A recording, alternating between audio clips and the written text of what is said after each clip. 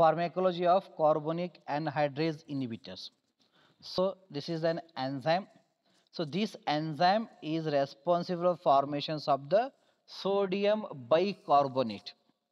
Okay, so this enzyme mainly find in the kidney as well as in the RBC and as well as in the peripheral tissue.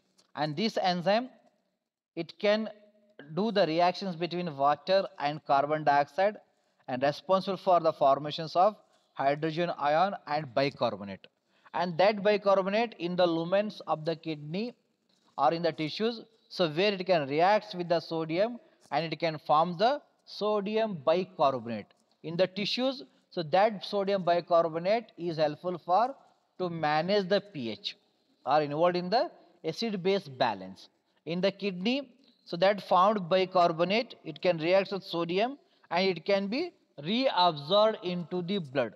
So like that, the sodium ion can be reabsorbed from the lumen.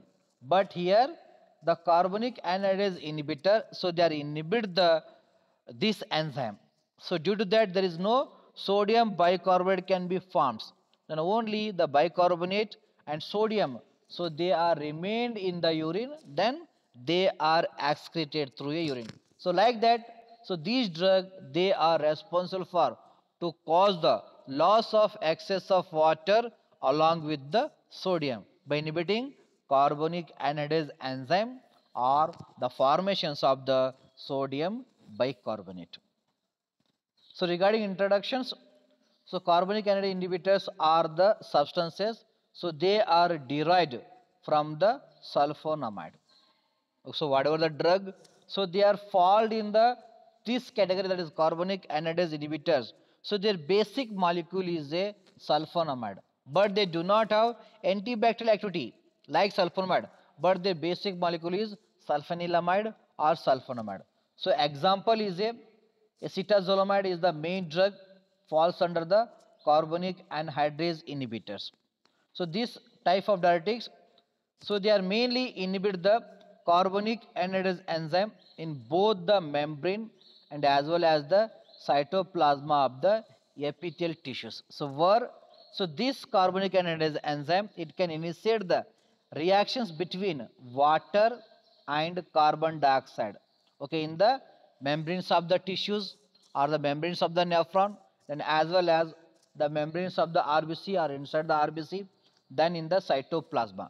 So due to presence of carbonic anhydrase enzyme, so water can react to the carbon dioxide, it can form the H2CO3. So this H2CO3 is a unstable compound.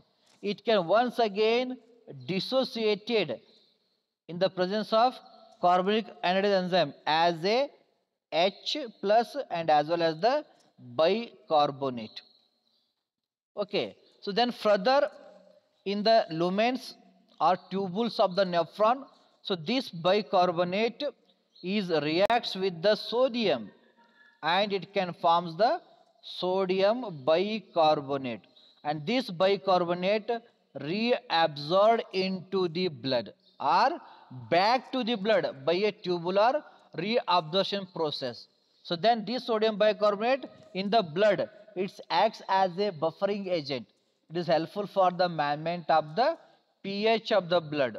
That's why it is involved in the acid base balance. And like that, the sodium can be reabsorbed. Okay, so they are back to the circulations. But here the carbonic anhydrase inhibitor, so they are inhibitor this enzyme. So due to inhibitions of this enzyme, the bicarbonate do not forms, and lack of bicarbonate, the sodium ion cannot be reabsorbed because so lack of bicarbonate or formation of bicarbonate, the sodium bicarbonate cannot be formed. So like that, the sodium ion, so they are excreted by use of the carbonic anhydrase inhibitors. So they inhibit this enzyme and inhibit the formations of sodium bicarbonate, and then they cause the loss of the sodium from the proximal tubule as well as the distal tubules. Even they cause the loss of the hydrogen ions. So regarding the mechanism, so in the kidney or in the proximal carotid tubules,